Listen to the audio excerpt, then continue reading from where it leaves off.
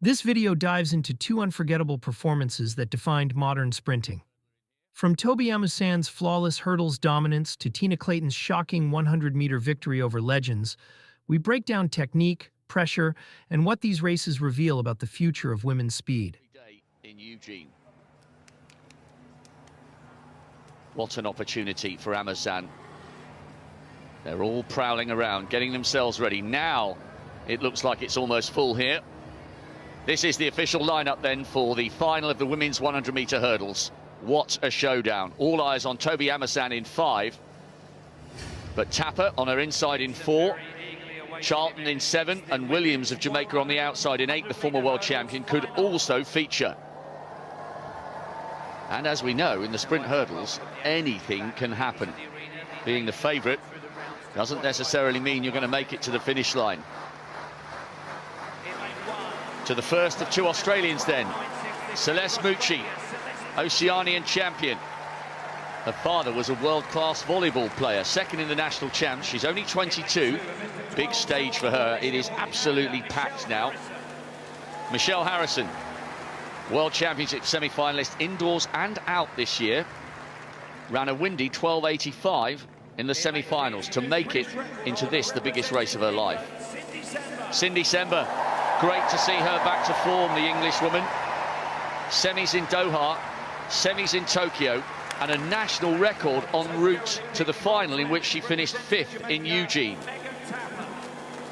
Megan Tapper, a tiny figure with huge ability. Watch for her technical prowess. Pan American bronze and an Olympic bronze, and lightning quick at her best. Now to the favourite, African champion, world record holder and defending Commonwealth champion. Tobi Amusan was the toast of Nigeria in Eugene. Will she be so again today? 12.12, that world record. Michelle Jenica is always bobbling, always bouncing, and always smiling. Twice she's been ever so close to a medal in the Com Games, 5th in Glasgow, 4th on the Gold Coast.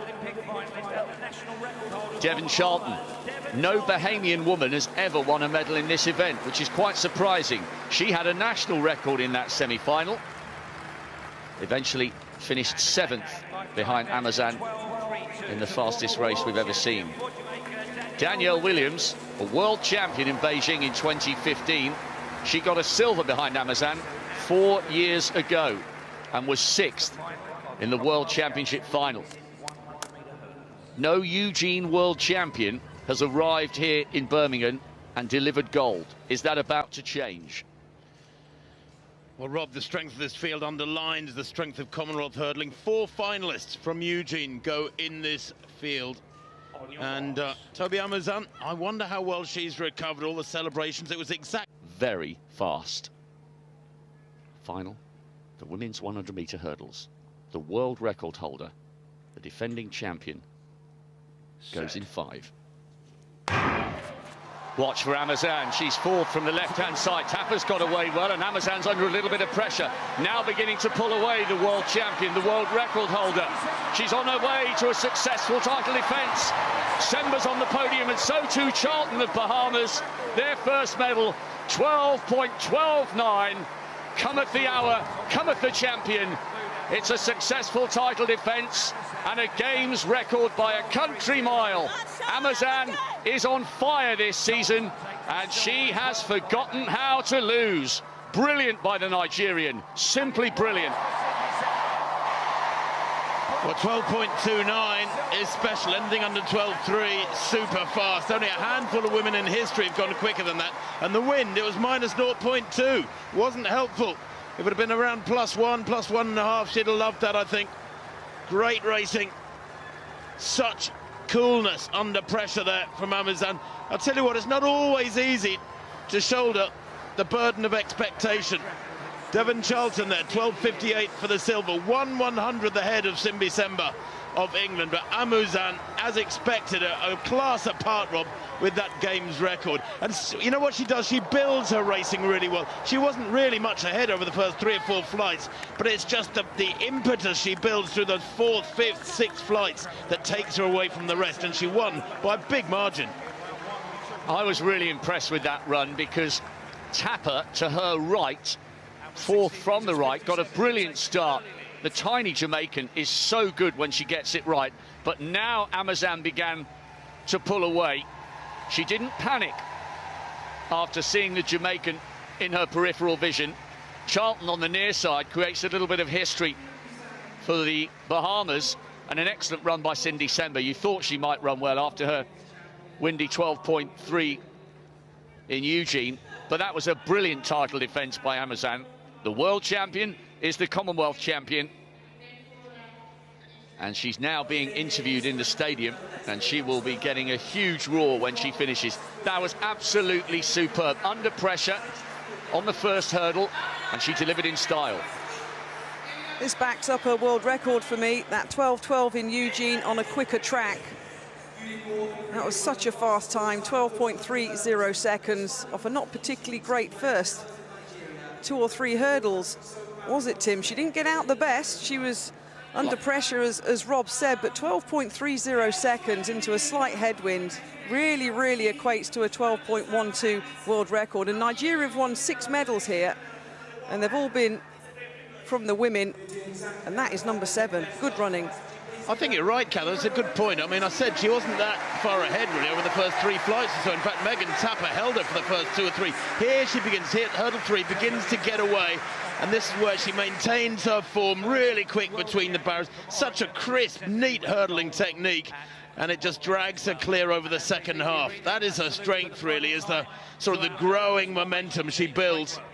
Jenica had a good run, 5th place for the Australian there, 12.68 behind Tapper, 12.67. The place times are very, very strong indeed. 6th place, Danielle Williams, 12.69. Great running by Amusan. I fully expect her to be drafted into the Nigerian 4x1 squad. Really good stuff. The world record holder, the world champion, and a successful title defence here in Birmingham. What a season. Tobi Amusan delivers one of the most impressive performances of the whole week here at the Alexander Stadium. Devon Charlton takes silver. The first. So I was going to say 2 from Wolmer's, 2 from Edwin Allen, Vertec, yeah, Heidel, and no, 2 from Heidel, Ashanti Moore and Alana Reid. So it's 2 from Wolmer's, 2 from Edwin Allen, 2 from Heidel, and the other 2. I think Jodine is from St. Mary High. Yes, St. Mary And High. Sharika. Yeah. Very Vertec. technical. Right, there you go. But only Neville Bell would put us under that. You know, when we're thinking of the athlete's current status, I have to go back to high school days.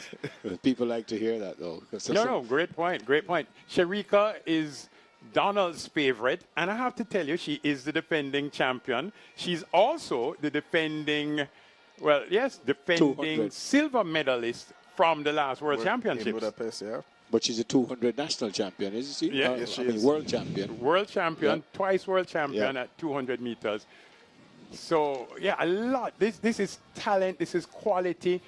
I mean, you could argue that other ladies could have made it, but nobody was given a blight to get into this final. They're almost ready. The grandstand will, I think, will welcome every single one of these athletes, give them a nice round of applause. See, everyone, they've started to stand up. Folks, if you sit, you will see the race. And that's Shelley's crew in the white tops there. And I guess she 4:27 in lane 1. Ashanti Moore from Sprintec. Formula of Heidel Tech left to Neville Bell, 11.08, her fastest this year. Jodine Williams from Sprintec in 2. 11:01 at her best. Very fast coming into this final, as 200 meters final appearances at the NACAC level. Guess who is in lane 3? Listen to this, folks. This is Shelly Ann Fraser-Price, Nike. 10.61. 10.61 at her best. The greatest of all time. She knows how to deliver every single time. Focused. Shelly-Ann Fraser-Price. Listen to that, folks. This is Tia Clayton, MVP. Tia Clayton 10.86 seconds personal best. MVP Track Club was in the Olympics in Paris last year, finished 7th in that race. A world under 24x1 gold medalist 2 times. I wonder what she said to her sister when they were walking over. This is Tina in lane 5, MVP. Twice the under 20 champion. Her personal best was 10.95 today. It is now 10.93. She is at her very best. This is Shericka Jackson, MVP, lane 6. Shericka Jackson, 10.65 seconds at her best, the defending champion in this race. 2 times a world championship, 200 meters gold medalist. She's very quick. She has run her first sub-11 time this season, comes in at 10.94. My favorite to win. What might Alana Reid be thinking here from Nike in lane 7? Probably most famous for winning the World Juniors last year, also being the first Jamaican to go sub-11 at champs. She is still our reigning national junior record holder, 10.92. Janelle Smith, MVP, lane 8. What better time to get your personal best than in the semi-finals, 11.03. She'll be hoping to go sub-11 in this race. Janelle Smith, the Wolmerian, has won medals at the Global Championships as well. Ashanti Moore in lane 1, Jodine Williams in lane 2, Shelly Ann Fraser Price in lane 3, Tia Clayton in lane 4, Tina Clayton in lane 5, Shericka Jackson in lane 6, Alana Reid in lane 7, and Janelle Smith in lane 8. The stadium will go very quiet for the start of this race. Quite a sumptuous final awaits the senior women's 100 meters. The defending champion Shericka Jackson lines up in this one in lane 6. Tia Clayton, who was 2nd last year, she'll be going from lane 4. Fraser Price, 3rd last year. She runs from lane 3. Fraser Price, her final run at the National Senior Championships. Her first title came all the way back in 2008. She heads to her blocks. Multiple Olympic and world champion. Will we see a changing of the guards this evening?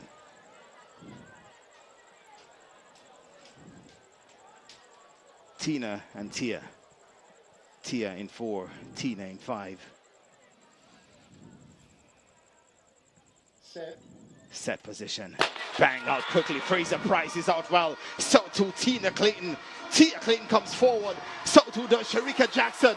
Tia pulls up. Tina still there. Tina Clayton. Shericka Jackson and Shelly and Fraser Price comes through for 3rd and makes the World Championship team. Tina Clayton gets the win this evening as her sister Tia went down.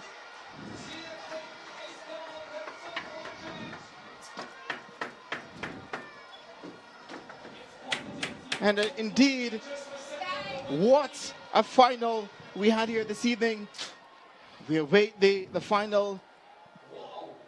Tina Clayton has run back to her sister Tia, yes, who was unable to finish. And we saw Tia 10.81 and 2 personal best.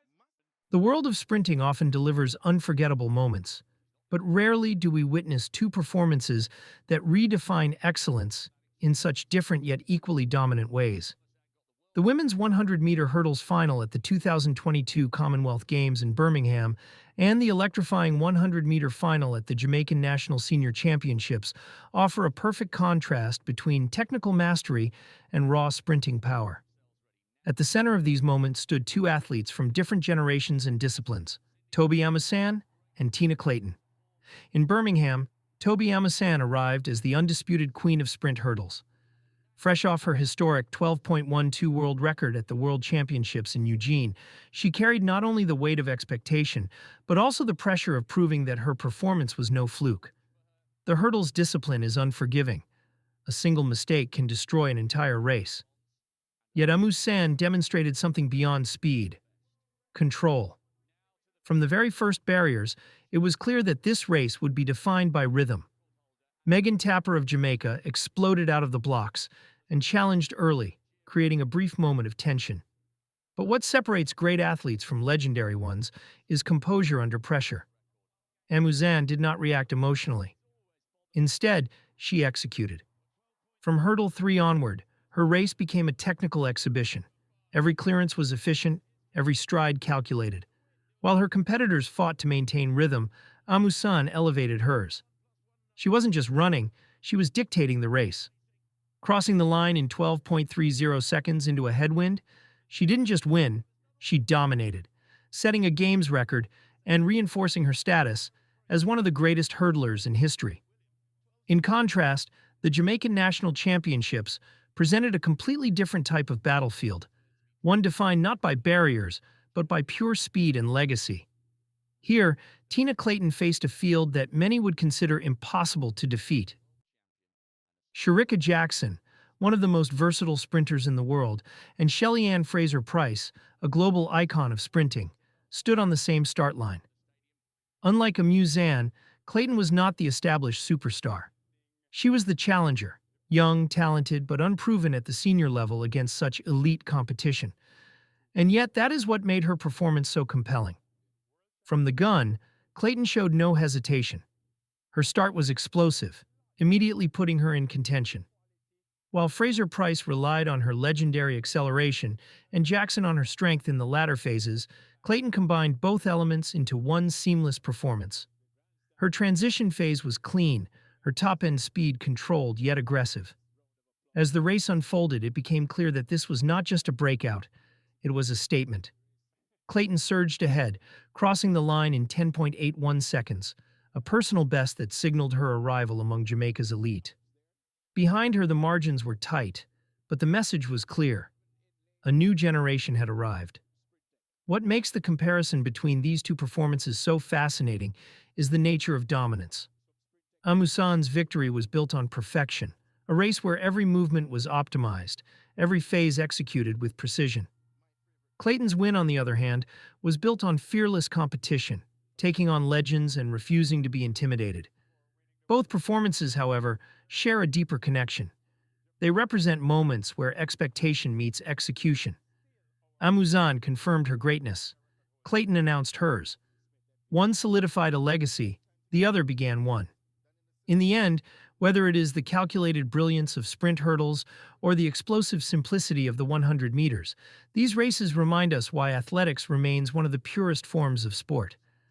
Because sometimes greatness is not just about winning. It's about how you win and who you become in the process.